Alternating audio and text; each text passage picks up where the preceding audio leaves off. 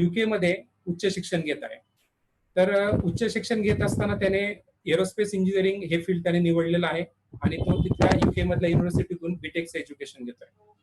नुसतंच एज्युकेशन घेतोय अशातलाही प्रकार नाही, तर त्या युनिव्हर्सिटीमध्ये जाऊन म्हणजे भारतामधून, महाराष्ट्रामधून किंवा पुण्यासारख्या शहरातून UK सारख्या शहरामध्ये ऍडमिशन मिळवणं हे फार मोठं काम असतं. त्यासाठी फार मोठी मेहनत घ्यावी लागते, परिश्रम घ्यावे लागतात.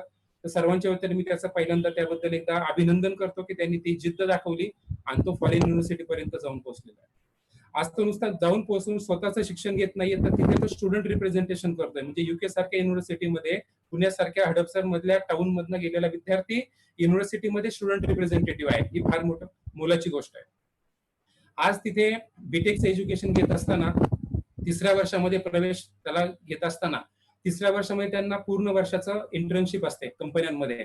तर युकेतल्या नाही तर जग स्तरावरती ज्या 2 नामांकित कंपन्या आहेत त्या 2 कंपन्यांचं रोल्स रॉइस आणि तुमचं एरोस्पेस मधली एक कंपनी, तर त्याच्याकडे त्याची इंटर्नशिप आज आहे. म्हणजे त्याच्याकडे आज ऑपॉर्च्युनिटी आहे की त्या 2 कंपनीपैकी कोणत्या कंपनीला चूज करायचं. म्हणजे इथे एकीकडे असं होतंय की नोकरी कधी मिळेल ही चिंता आहे, इंटर्नशिपला कंपनी कधी मिळेल ही चिंता आहे आणि त्याची फॉरेन सारख्या शहरामध्ये जाऊन, फॉरेन सारख्या युनिव्हर्सिटीमध्ये जाऊन आज त्याच्याकडे 2 ऑपॉर्च्युनिटी आहेत. आणि त्याच्या पुढे प्रश्न आहे की 2 पैकी कुणाला चूज करायचं, कारण दोन्हीच्या दोन्ही कंपन्या ह्या अगदी जगातल्या वेल नोन कंपन्या आहेत. म्हणजे ही ऑपॉर्च्युनिटी फार कमी लोकांना येते.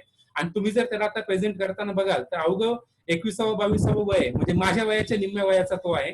आणि शक्यतो अशामध्ये आपण म्हणतो त्यांनी जग पाहिलेलं आहे. म्हणजे भारत तर पाहिला, भारतातली इंडस्ट्री पाहिलेली आहे. आज तो जगाच्या वाटेवरती गेलेला आहे. त्याने पूर्ण युरोपियन कंट्री पाहिलेली आहेत आणि युरोपियन कंट्रीज मधला आज इंजिनिअरिंग काय आहे, युरोपियन कंट्रीज मध्ये इंजिनिअरिंग काय चाललेलं आहे, तर त्याच्याबद्दल त्यांनी बघितलेलं आहे. तर आपल्या नजरेतून आणि त्याच्या नजरेतून हे फील्ड कसं आहे, या फील्डमध्ये जाण्यासाठी नक्की काय करावं लागेल आणि कसं करावं लागेल, यासाठी आपण त्याला इथे आज इथे उपस्थित केलेलं आहे. तर पुन्हा एकदा आमच्या पुणे जिल्हा शिक्षण मंडळाच्या वतीनं, आमच्या इन्स्टिट्यूट ऑफ टेक्नॉलॉजीच्या वतीनं आणि सर्वच विद्यार्थ्यांच्या वतीनं मी अक्षयचं ह्या प्लॅटफॉर्मवरती इथे स्वागत करतो. आणि नंतर मी अक्षयला विनंती करतो की त्यांनी त्याचं आजचं लेक्चर सुरू करावं. Please Akshay. Thank you sir. मला ही ऑपॉर्च्युनिटी दिल्याबद्दल खूप खूप धन्यवाद PDEAS इन्स्टिट्यूट ऑफ टेक्नॉलॉजीचे. तर नॉर्मली इंजिनिअरिंग हा जेव्हा आपण म्हणतो तर आजकाल हे एक कॉमन थिंग आहे की you complete your 10th diploma and engineering, नाहीतर तुम्ही 12वी करा आणि इंजिनिअरिंग करा. पण आपण म्हणतो की एका ठिकाणी आपल्याला 50 इंजिनियर तरी सापडतात. तर व्हॉट इज एक्झॅक्टली इंजिनिअरिंग? आपण इंजिनिअरिंग कडे कसं बघतो आणि बाकी जग इंजिनिअरिंग कडे कसं बघतं याच्यात खूप मोठा फरक आहे. तर माझ्या एक्सपिरियन्सेस किंवा माझ्या अनुभवावरनं सांगायचं झालं तर आज हे जे रॅपिडली डेव्हलपिंग वर्ल्ड आहे, ज्याला आपण म्हणतो की जग खूप रॅपिडली डेव्हलप होत आहे, तर ते असंच होत आहे का? नाही. तर त्यामागे असणारी खूप सारी गोष्टी किंवा त्यामागे असणारी खूप सारी डेव्हलपमेंट, खूप इंटिग्रेशन्स आणि खूप छोट्या छोट्या सिस्टम्स मिळून जेव्हा एक मोठी सिस्टम होती, तर त्याला आपण इंजिनिअरिंग म्हणतो. Engineering is not just one man world. It's multiple people who are working together to form a new world. तर एकाच्या प्रयत्नातनं इंजिनिअरिंग होत नाही. इंजिनिअरिंग करण्यासाठी पूर्ण जग जेव्हा एकत्र येतं आणि तेव्हा इंजिनिअरिंग होते. आपण असं म्हणू शकतो की प्रत्येक माणूस हा जन्मल्यापासून मेकॅनिकल इंजिनियर असतो. तर का? घरातल्या टॅपपासनं ते एरोप्लेनच्या इंजिन पर्यंत ह्या सगळ्याचा प्रवास तो दिवसेंदिवस अनुभवत असतो. घरातला टॅप हा पण एक मेकॅनिकल इंजिनिअरिंगचाच भाग आहे आणि वापरण्यात येणारा नट यूज करण्यासाठी वापरण्यात येणारा स्पॅनल हा पण एक मेकॅनिकल इंजिनिअरिंगचाच पार्ट आहे. So let's begin. आजचा माझा विषय हा खूप काही वेगळा नाहीये, पण बाहेरच्या जगात इंजिनिअरिंगकडे कसं बघतात आणि त्याच्यात किती ऑपॉर्च्युनिटीज आहेत त्यावर मी थोडंसं फोकस करणार आहे. So let's start with role of mechanical engineer in rapidly developing world. So introducing me or my profile. So as sir already told, I am alumni of PDEAS Institute of Technology, currently studying BA Aerospace Engineering with Space Technology at University of Hertfordshire. I have passed my diploma in mechanical engineering with aggregate 84%. I keep interest in airframe structures, control system, hydraulics and propulsion technologies. I have delivered presentation at national and international level and solved many innovative and industrial problems. मी education सोबतच युनिव्हर्सिटीमध्ये student staff म्हणून काम करतो. My role is to handle technical difficulties of the university and also mentor my juniors for labs and other technical problems. I am 6 Sigma Green Belt certified and at the same time award of 3 national level and winner of 3 national level awards. So what does mechanical engineer do? So basically mechanical engineer हा काय करतो तर पूर्ण जगाला motion देतो. तो घराला नाही, त्याच्या गाडीला नाही, तर तो पूर्ण जगाला मोशन देतो.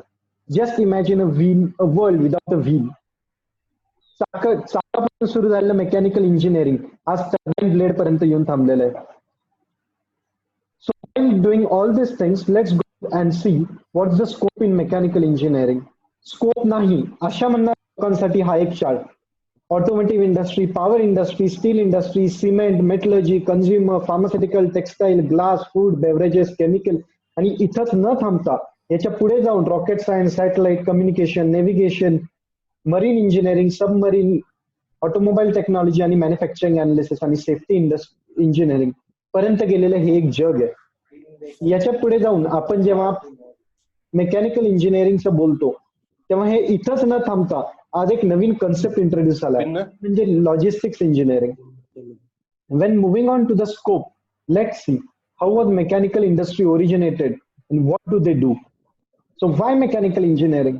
इलेक्ट्रॉनिक्स मध्ये फ्लो होणारा करंट कोणीच बघू शकत नाही, पण मेकॅनिकल मध्ये फिरणारा गिअर प्रत्येक जण बघू शकतो. So basically we don't live virtually, we live in reality. We experience the system and feel the change happening. Mechanical इंजिनियरला एक्सपेरिमेंट परफॉर्म करण्याचा जेवढा स्कोप आहे तेवढंच त्याच्यासोबत एंगेज होण्याचा स्कोप आहे. त्याच्या होम बेसिस पासून तो इंडस्ट्रियल बेसिस पर्यंत प्रत्येक एक्सपेरिमेंट परफॉर्म करू शकतो. He has the scope to express and exhibit his thought. Second thing is mechanical engineer can work on real life project. जेवढं की एक इंजिनियर रिअल लाईफ वरती वर्क करू शकतो तेवढं कोणीच करू शकत नाही. For example take a doctor, he cannot experiment on a person heart. तो एक्सपेरिमेंट म्हणून सर्जरी ट्राय नाही करू शकत, but definitely mechanical engineer experiment म्हणून काही ट्राय करू शकतो.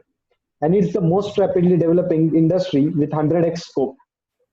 Second thing, how was this industry originated and what is mechanical industry? So it all began with a small wheel and it went up to a big wheel. So जेव्हापासून या व्हीलला एक motion दिलं गेलेलं आहे तिथे mechanical इंडस्ट्रीचं origination झालं. हजारो शेकडो लाखो वर्षांपूर्वी एक चाक फिरलं आणि त्या फिरणाऱ्या चाकावरनं मेकॅनिकल हा शब्द ओरिएंट झाला.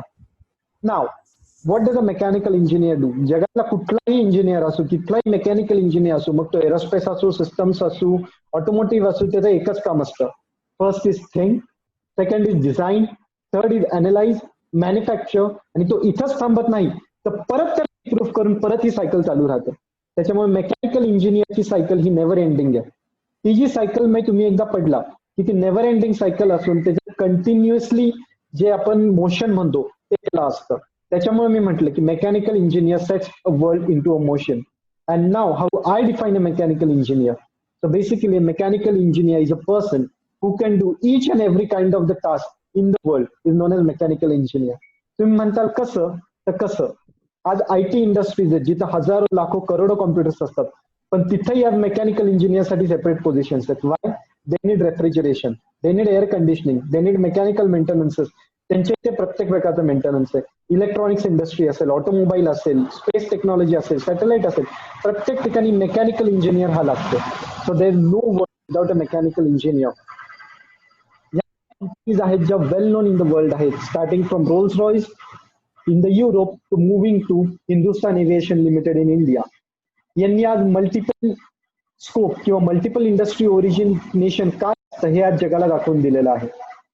मुव्हिंग ऑन नेक्स्ट, आता थोडं इंटरेस्टिंग पार्ट कडे बघूयात. तुम्ही म्हणाल की कुठलीही गोष्ट केस स्टडी शिवाय कसं काय, तर I can tell you what a mechanical engineer cost. Tacoma narrow bridge याची एक केस स्टडी आपण ऐकली असेल. हा वॉशिंग्टन मध्ये जुलै 1, 1940 उभा राहिलेला ब्रिज आहे जसं आपल्याला दिसतोय, आणि हा पडला आहे November 7, 1940 मध्ये. So hardly span of 4 months. So why and how much did it cost? साधारणतः $11 million एवढा खर्च यायला आलेला आहे. साधारण 183157250 INR एवढा खर्च या ब्रिजला येऊन हा 4 महिन्यात पडला. And the main reason for failure was vibration due to 70 kmph wind and air elastic flutter. फक्त 70 km/h ही हवा आली म्हणून हा ब्रिज कोलॅप्स झाला आणि या ब्रिजची कॅपॅसिटी होती to handle 60,000 vehicle at a time. This is the reason why you need an engineer. जेव्हा इंजिनिअरिंग माहित नसेल एखादा माणूस असं काहीतरी डिझाईन करतो तेव्हा तो $11 मिलियन एवढ्या नुकसानीसाठी कारणीभूत असू शकतो. And this $11 million is a amount in 1940s. तर आज 10 टाइम्स ही अमाऊंट झालेली आहे. तर काय झालं होतं, 70 किलोमीटर पर आवरची हवा आल्यामुळं आपण खालच्या डायग्राम मध्ये जसं बघतोय झोक्यासारखा तो ब्रिज फ्लक्च्युएट झाला आणि एरो इलास्टिक फेलियर तो ब्रिज कोलॅप्स झाला. तर अवघ्या 4 महिन्यात हा कोलॅप्स झालेला ब्रिज होता. and it is still known as one of the longest suspension bridge in the world. So this is where you need an engineer. This is where you need a stress analysis engineer. Moving on to the next thing, आपण बघतो की manufacturing and automobile industry, आपण असं ऐकतो की खूप मुलं म्हणतात अरे मेकॅनिकल करून स्कोप नाही, there is no scope in mechanical engineering. But listen, Indian government invest almost 28,000 crore in mechanical industry each and every year. Not mechanical, but just manufacturing and automobile industry.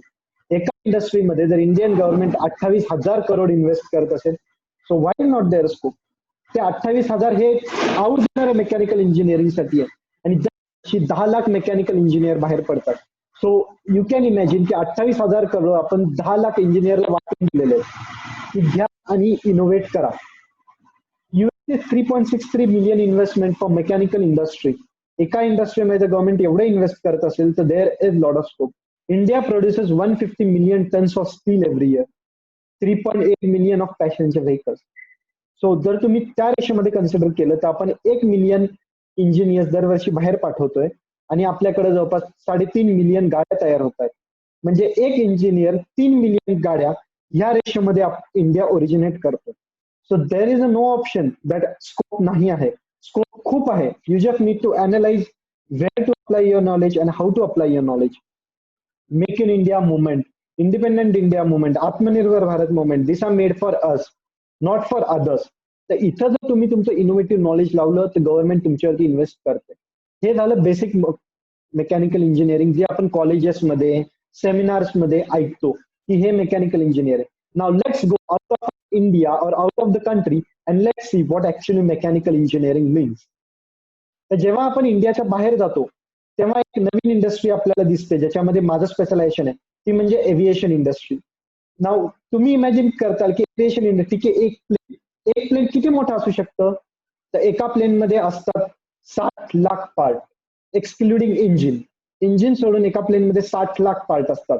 आणि 60 lakh part तुम्ही जर बघितले तर I don't think की एक engineer एक पूर्ण part बनवू शकतो. एका पार्टला तुम्हाला 4 ते 5 इंजिनियर लागतात. So now you can broaden your views and imagine किती मोठी आहे ही एव्हिएशन इंडस्ट्री. हे जे प्लेन आपल्याला दिसतंय B747 ही एक ब्युटी आहे.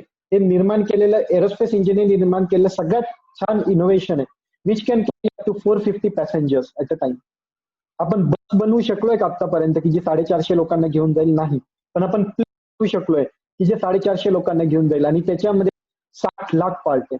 This plane has taken 20,440 hours of design time. याच्यामध्ये 4,500 इंजिनियर्सनी 20 तास लावून 20,000 तास लावून हे डिझाईन केलेलं आहे. याचा फक्त लँडिंग गिअर जर तुम्ही बघितलं तर याचं लँडिंग गिअर बनवायला तुम्हाला जवळपास 1200 इंजिनियर्स लागलेले. मग आपण इमॅजिन करू शकतो जर प्लेनची 4 चाकं बनवायला 1200 इंजिनियर्स लागतात तर हे वर्ल्ड किती मोठं आहे.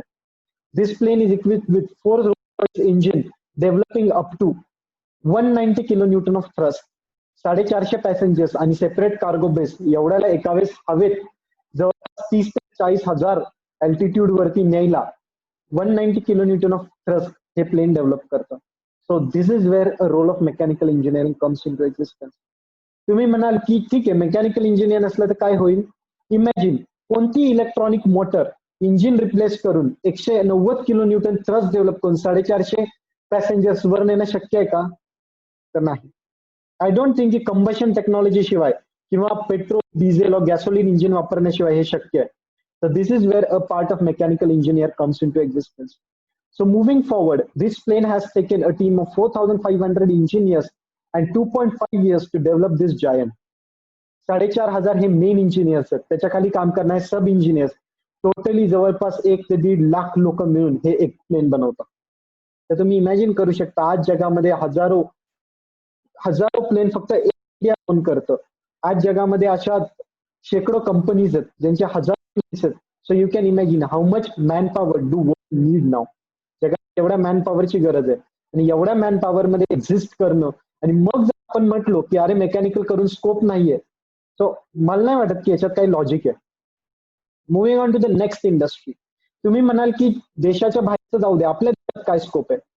Ammunition and defence industry in the world, in the India. India ही जगातल्या टॉप 4 आर्मी मधली एक आहे, टॉप 4 to 5 आर्मी मधली एक आहे. And India recruits 500+ mechanical engineers every year by Indian defence. Guns, tankers, advance robot, aerowings, missiles, bomb diffusers, helicopters असे अगणित वस्तू आहेत की ज्या मेकॅनिकल इंजिनियर इन्व्हेंट करतात. एक कमर्शियल प्लेन बनवायला जर 450 इंजिनियर लागत असतील तर आपण विचार करू शकतो की एक फायटर जेट बनवायला किती इंजिनियर लागतात, एक कॅरियरला किती इंजिनियर लागू शकतात, एक पूर्ण हेलिकॉप्टर मिसाईल सिस्टम याला किती इंजिनियर लागू शकतात. APJ Abdul Kalam sed 2020 should be a super power year for India. India 2020 ला सुपर पॉवर झाला पाहिजे, पण तो असाच होणार आहे का? नाही. Who is the backbone of a super power? Backbone of a super power is engineer. Now many people think that defence मध्ये एंटर करायचं नाही, माझी हाईट नाही, माझं रनिंग नाही, माझं हे नाही ते नाही. Y? Mechanical engineer can directly enter into a defense by giving some exams. Combined Defense Service Exam, Technical Graduate Course, Short Service Commission, University Entry Schemes. या ज्या स्कीम्स आहेत त्या तुम्हाला डायरेक्ट कमिशन ऑफिसर व्हायला चान्स देतात. त्या तुम्हाला direct nation सर्व त्याला चान्स मिळतात. And then you can obviously engage in making all this big giants such as panzer, missiles, helicopters, aviations and everything. So again, there's a lot of scope for mechanical engineer to grow and help others grow. आपण जेव्हा पुढे बघतो तर इथे mechanical world थांबत नाही. याच्या पुढे मेकॅनिकल वर्ल्ड जे आहे ते आहे स्पेस टेक्नॉलॉजी वर्ल्ड. आज आपण नुकतीच माहिती वाचली असेल, आपल्या इंडियाला स्पेस ही कंपनी लॉन्च करण्याची परवानगी दिली आहे. तुमच्याकडे जर स्पेसचं नॉलेज असेल, इंडिया तुम्हाला इस्रो सोडून एक स्वतःची प्रायव्हेट कंपनी लॉन्च करण्याची परवानगी देते. which includes rocket propulsion, payload analysis, failure analysis, combustion technology, control system, thrust development, fuel consumption, systems engineer, assembly, production line, aerodynamic stability testing. आणि या एवढ्या जेवढ्या फील्ड्स आहेत या सगळ्या मेकॅनिकल इंजिनियरच्या फील्ड आहेत. याच्यावरती बाकी कुठलाही इंजिनियर रूल करू शकत नाही. Unless and until mechanical engineer is there, he can do rocket propulsion. एवढं मोठं रॉकेट अंतराळात पाठवण्याची सिस्टम तो डिझाईन करतो, तो पेलोड अनालिसिस सिस्टम डिझाईन करतो. चंद्रयान 2 फेल झाल्यावरती त्याचा फेलियर अनालिसिसही मेकॅनिकल इंजिनियरनीच केलं. Combustion development, control system, systems engineering, assembly, stability, या सगळ्या गोष्टी एक मेकॅनिकल इंजिनिअरिंग बघतो. आणि जेव्हा तुम्ही ह्या दृष्टिकोनातनं बघता की हे सगळं मेकॅनिकल इंजिनियर करू शकतो, तेव्हा तुम्हाला एक नवीन दिशा मिळते. काय? की आपलं टाटा, जॉन डेअर ह्या ठिकाणी उठून ह्या ठिकाणी जायचा स्कोप नाही. आपण म्हणतो की मेकॅनिकल इंजिनिअरिंग करून 15 ते 20 हजार टाटामध्ये लागतो, पण ते लागण्यापेक्षा तुम्ही 15 ते 20 लाखावरती जर टेक्नॉलॉजी मध्ये लागलात तर what's wrong in it? Do you know how much the logistic engineer? एक लॉजिस्टिक इंजिनियर ज्याचं काम सामान एका ठिकाणावरून किंवा हे जे आपण स्पेस शटल बघतो, एका शहरातून दुसऱ्या शहरात घेऊन जाण्यासाठी लॉजिस्टिक्स इंजिनियर तुम्हाला 90 लाख रुपये चार्ज करतो एरोप्लेनच्या एक विंग फ्रान्स मधून युरोपमध्ये घेऊन जाण्यासाठी. त्याच्यामध्ये त्याची ट्रॅव्हलिंग कॉस्ट इन्क्लुडेड नाहीये, त्याच्यामध्ये त्याचा फ्युल नाहीये, काही नाहीये. तो फक्त आयडिया देण्याचे की एरोप्लेनची एक विंग जी फ्रान्समध्ये मॅन्युफॅक्चर होते आणि जी ब्रिटनमध्ये असेंबल होते ती घेऊन जाण्याचे तो 90 लाख रुपये घेतो. तर त्याचं काय आहे? रोड्स बघणं, फिजिक्स बघणं आणि किती अँगल मध्ये ती विंग टर्न होईल, आपण समुद्राने पाठवणार का कसं पाठवणार, हे फक्त अनालाइज करायचे तो 90 लाख रुपये घेतो. So why wait? Why do we always wait की कोणीतरी आपल्याकडे चालू येईल? नाही. If you go to company and tell them that I am going to do this for you, मी तुमच्यासाठी हे करायला तयार आहे, तर कंपनी कोणतीच तुम्हाला नाही म्हणत नाही. फॉर एक्झाम्पल, रोल्स रॉयसने ट्रेंट 1000 हे इंजिन डिझाईन केलं आणि ते इंजिन अवघे 2 ते 3 वर्षात पडलं. 700 कोटी एवढी त्या इंजिनची किंमत होती. का फेल झालं? कारण की इंजिनियरच्या एका चुकीमुळे. टर्बाईनच्या ब्लेड जो होता त्याच्यात इंजिनियरने हा विचार नाही केला की एशियामध्ये आपलं इंजिन उडणार आहे, इंडियात आपलं इंजिन फ्लाय होणार आहे आणि इंडिया हा हाय पोल्युशन कंट्री आहे. आणि सल्फर कॉन्सन्ट्रेशनमुळे इंजिन ग्राउंडवर बसलं आणि त्याच्यामुळं आज 5 ते 6 वर्ष झाली रोल्स रॉईसला दरवर्षी $1 बिलियन एवढा नुकसान होतं एका इंजिनमुळे. So what does analysis cost? Nothing. जर तुम्ही ते इंजिन अनालाइज केलं तर तुम्हाला कंपनी का नाही घेणार?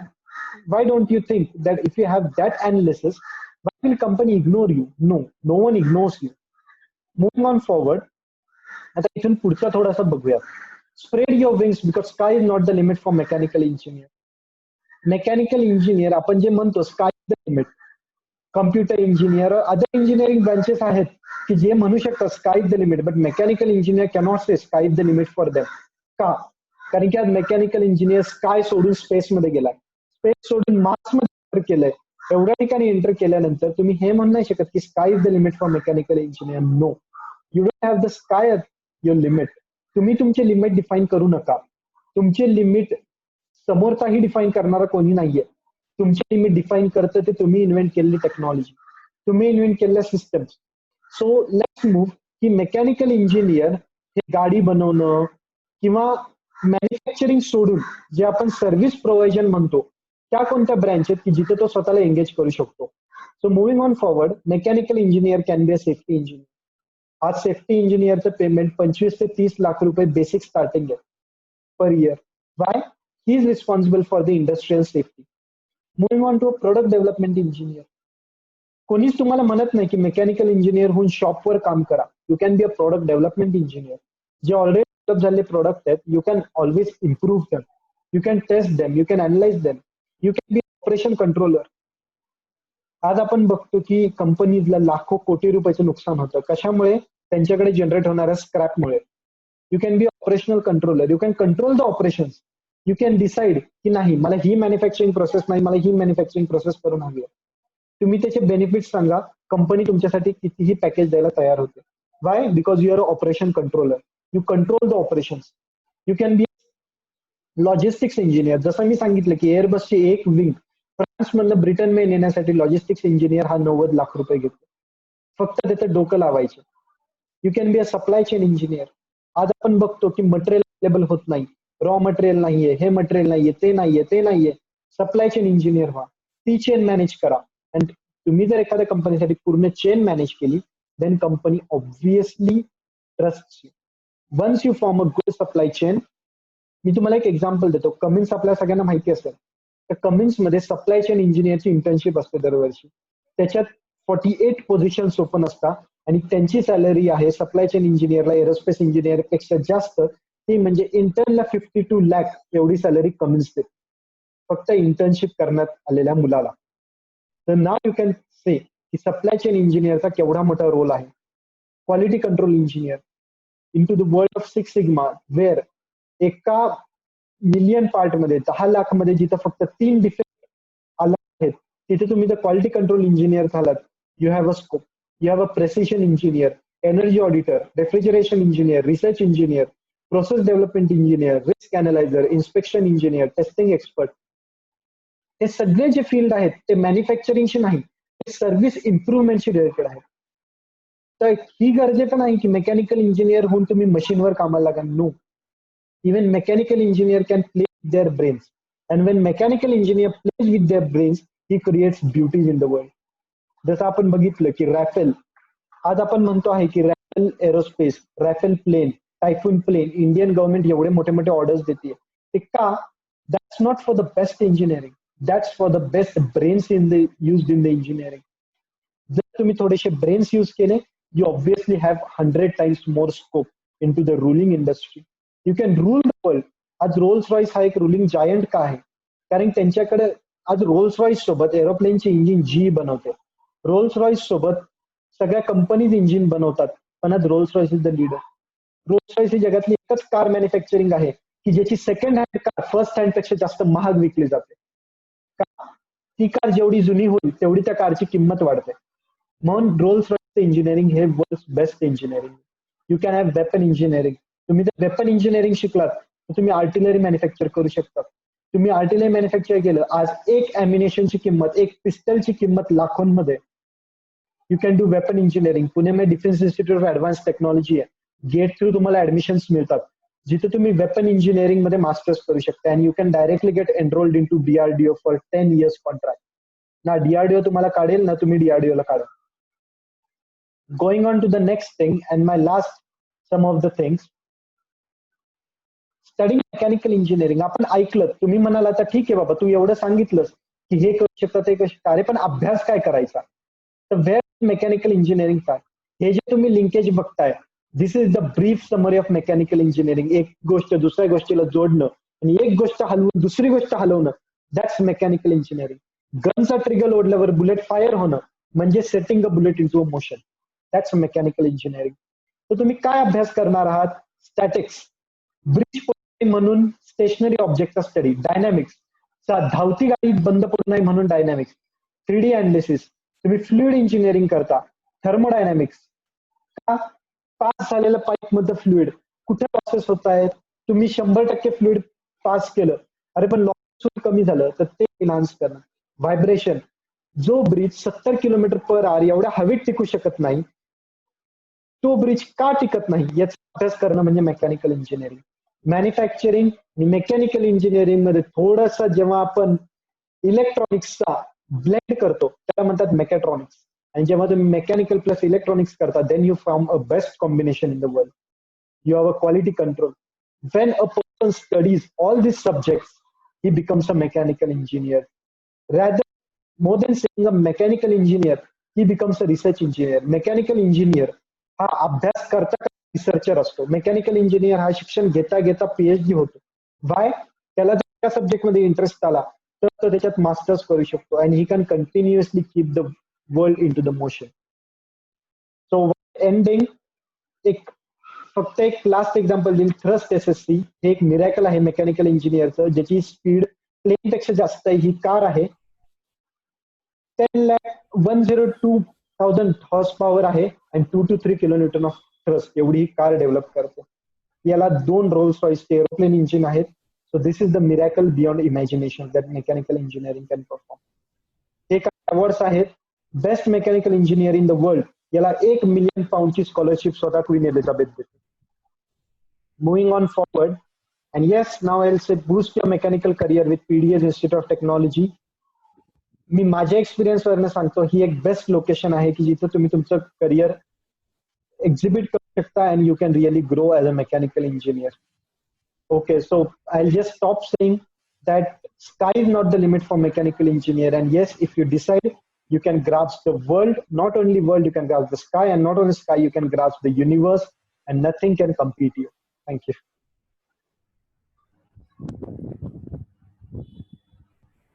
Hello, Akshay. Yes, sir.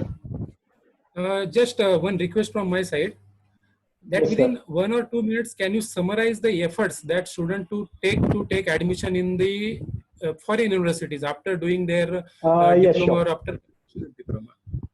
Yes, sure. So जर तुम्ही PDEAS इन्स्टिट्यूट किंवा कुठूनही जर डिप्लोमा केलात तर मेकॅनिकल इंजिनियर आपल्याला वाटतं की नाही, आपण डायरेक्ट सेकंड इयरला इंडियात ऍडमिशन घेतो, हे येते. Even foreign universities offer direct second year admission for diploma in mechanical engineering. Your diploma in mechanical engineering जेव्हा तुम्ही करता तेव्हा मी मागे दाखवलेले सगळे सब्जेक्ट, या सगळ्याचा तुम्ही व्यवस्थित अभ्यास करता आणि when you study all this subjects properly, then you are automatically eligible in to second year admission. And if you crack important exams, then of many universities in the world, even मी ज्या युनिव्हर्सिटीत अभ्यास करतोय, even they offer direct third year admission to diploma in mechanical engineer candidate. आणि याची admission process normally अशी असते की you have to give an IELTS, ती English competency based exam असते. त्याच्यानंतर you can give an other competitive exams for applying for a scholarship. मग तुमची सुरू होते ती ऍप्लिकेशन प्रोसेस. तुमची ऍप्लिकेशन प्रोसेसमध्ये तुमच्या आवडीच्या तुम्ही 5 युनिव्हर्सिटीला अप्लाय करू शकता आणि मग त्या 5 युनिव्हर्सिटीजचे इंटरव्ह्यूज आणि कॉम्पिटन्सी बेस्ड एक्झाम झाल्यावरती you get a scholarship for studying abroad. या स्टडी अब्रॉड स्कॉलरशिप नंतर तुम्हाला व्हिसा परमिट्स किंवा बाकी सगळ्या गोष्टी आहे, university releases a cash letter for you. ते कॅश लेटर असतं ते म्हणजे तुमच्या एक व्हिडिओ इंटरव्ह्यू वरनं, आणि ह्या इंटरव्ह्यू मध्ये फक्त मेकॅनिकल इंजिनिअरिंग बेसिक्स विचारले जातात जे तुमचे सगळे डिप्लोमा इन मेकॅनिकल इंजिनियर मध्ये कव्हर होऊन जातात. बियॉन्ड दिस, हे सगळं सोडून मोठ्या युनिव्हर्सिटी जसं का स्टॅनफोर्ड, मॅसेच्युसेट्स, ऑक्सफोर्ड, कॅम्ब्रिज या युनिव्हर्सिटीज मध्ये पण तुम्हाला डायरेक्ट मेकॅनिकल इंजिनिअरिंग डिप्लोमा नंतर ऍडमिशन मिळतं. And trust me 11th-12th compare केलेल्या मुलांपेक्षा when a diploma candidate goes to the foreign university ती 110% एक्सेल्स देअर. वाय? कारण की तिथे झालेला 80% सिलेबस हा त्यांनी डिप्लोमामध्ये कव्हर केलेला असतो. आता मी अभ्यास करणार, मी जरी डिप्लोमा इन मेकॅनिकल इंजिनिअरिंग केलंय तरी एरोस्पेस इंजिनिअरचा 70-80% सिलेबस कव्हर झालेला मेकॅनिकल इंजिनिअरिंग डिप्लोमामध्येच आहे. That's why I would say like diploma in mechanical engineering is always 100% more beneficial when you want to go for higher studies. Yes, sir.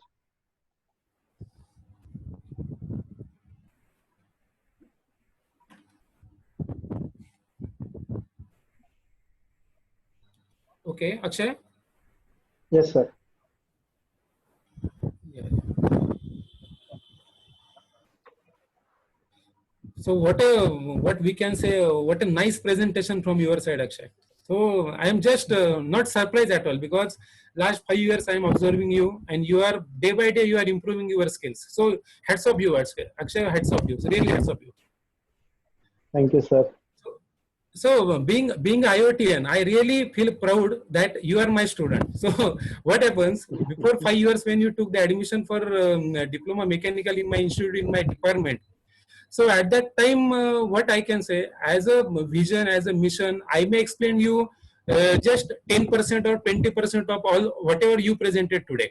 Only 10 or 10%. At that time, I might have explained you people at that time. But within a span of 5 years, you take a grip and you take a knowledge, and with the help of that knowledge, today what you explain, that is really a switchness.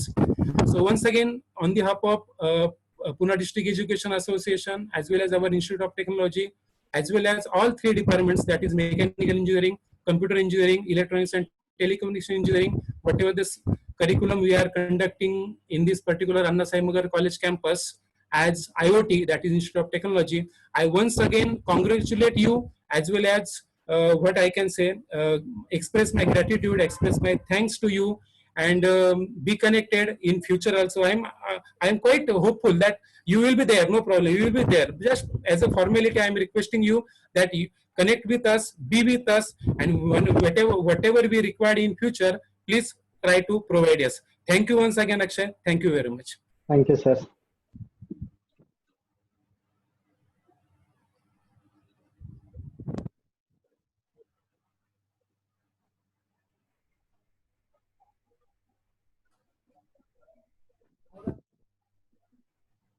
Thank you, sir.